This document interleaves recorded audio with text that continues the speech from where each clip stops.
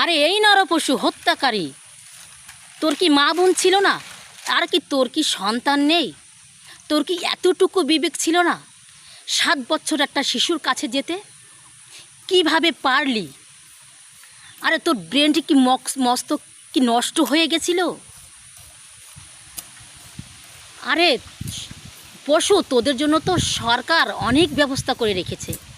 এতটুকু ধৈর্য সহ্য তোদের মধ্যে ছিল না?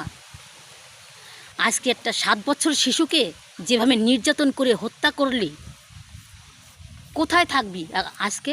আজকে তুইও তো হত্যা হবি। আরে তোর ফাঁসি তো সামনে ঝুলছে।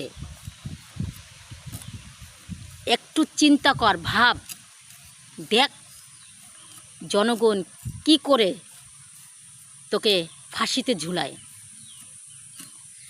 আমি সরকারের কাছে দাবি করছি, সরকার আজকে একটি মায়ের বুক খালি হয়েছে, সামনে যে আরও মায়ের বুক খালি হবে না, আরও শিশুরা ধর্ষণ হবে না, নির্যাতিত হবে না, এর নিশ্চয়তা যেন সরকার দেয়। আমি সরকারের কাছে দাবি করছি যে পুলিশ প্রশাসন বেতনভুক্ত করে রেখেছে ঘরে বসার জন্য না, অফিসে বসে থাকার জন্য না।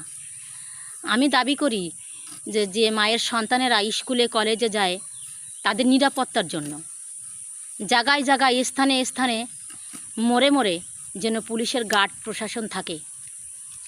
আমরা যারা মায়েরা আছি, আমরা এতটুকু নিরাপত্তা পাওয়ার জন্য আমি দাবি করছি।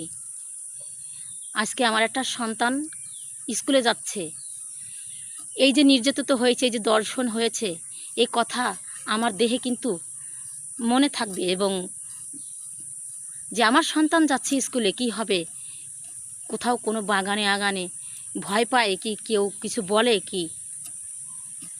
তো আমি সরকারের কাছে দাবি করছি, সরকার যেন এই পুলিশ প্রশাসন অফিস আদালতে বসে থাকার অনুমতি না দিয়ে যেন অনুমতি দেয় যে জায়গায় জায়গায় স্থানে স্থানে পুলিশ যেন গার্ড থাকে।